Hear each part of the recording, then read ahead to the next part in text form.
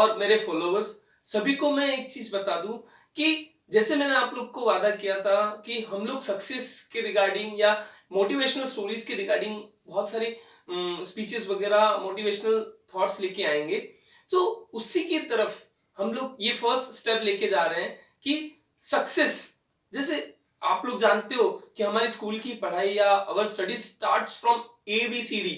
सो मैंने सोचा क्यों नहीं सक्सेस की भी ABCD बनाई जाए।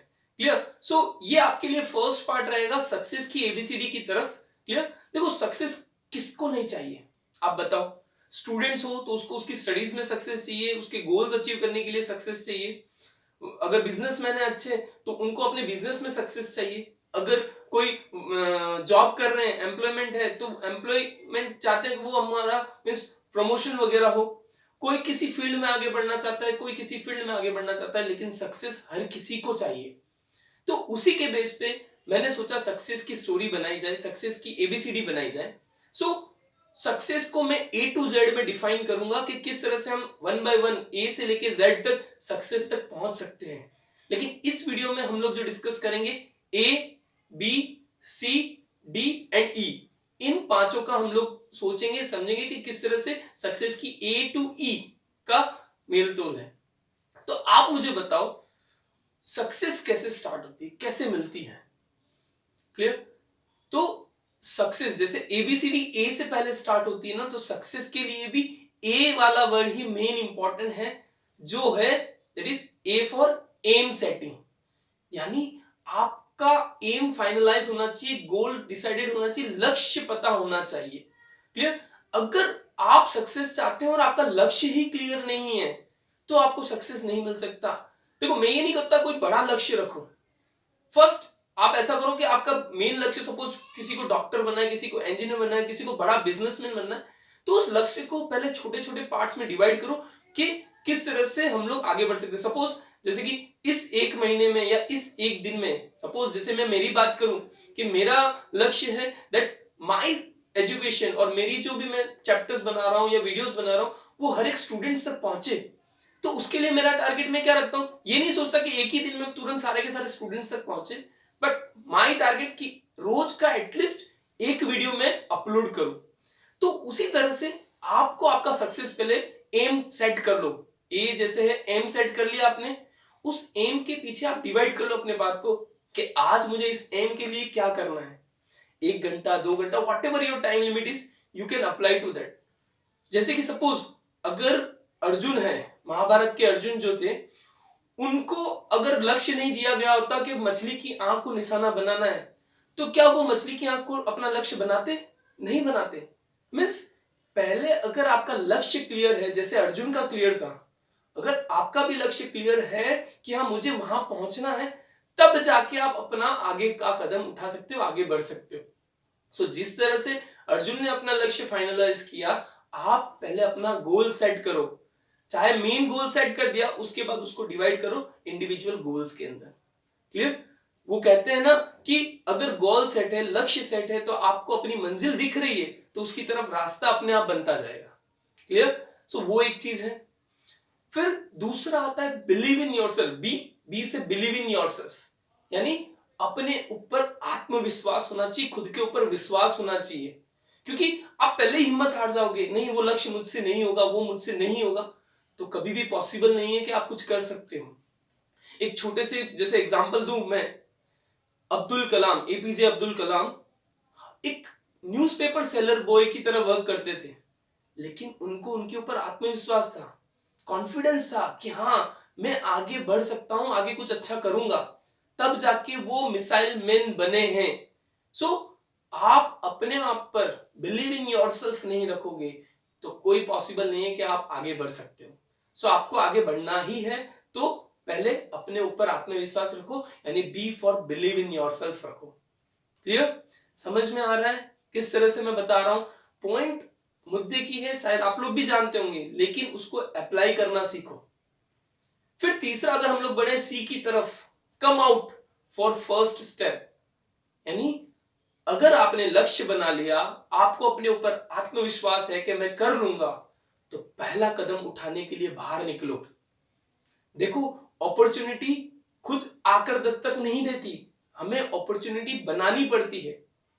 सोचो, आपके सामने पूरी थाली भरकर खाना है, वो खाना आपके लिए ये नो डाउट, लेकिन उस खाना खाने के लिए आपको हाथ बढ़ाना पड़ेगा।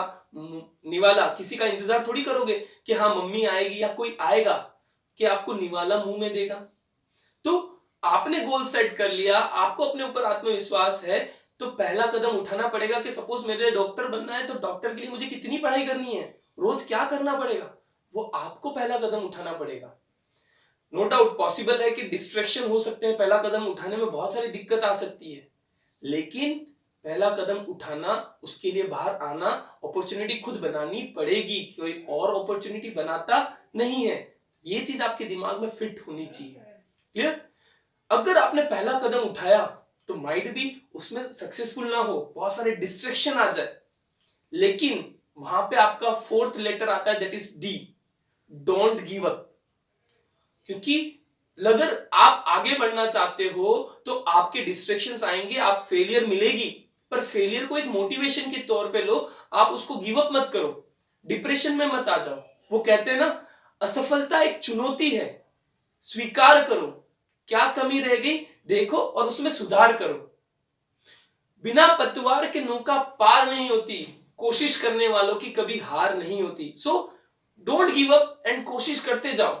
सो आपका फोर्थ लेटर आपको यही सिखाता है कि D for don't give up. बड़े बड़े, जैसे आपको एग्जांपल दूं तो अमिताभ बच्चन इतने बड़े मींस फिल्म स्टार है, सुपरस्टार है, लेकिन उनको भी स्टार्टिंग में फेलियर मिली, वो रेडियो में गए, उनकी आवाज की वजह से उनको रिजेक्ट कर दी, उनकी स्टार्टिंग की 9 to 10 फिल्म्स फ्लॉप गई, वो इवन 2000 के अंदर बैंकरप्ट हो गए, लेकिन उन्होंने हिम्मत नहीं हारी, उन्होंने अपने कैरियर को आगे बढ़ाते गए, ग्रो अप करते गए, और अचानक उन्होंने जो सोचा था उससे आगे बढ़े, और आज आप जानते हो वो शहंशाह है पिक्चर के, बॉलीवुड के शहंशाह है। सो आप हारो मत, हिम्मत मत हारो, और अपने आप हर एक चीज को आगे बढ़ाते जाओ, करते जाओ।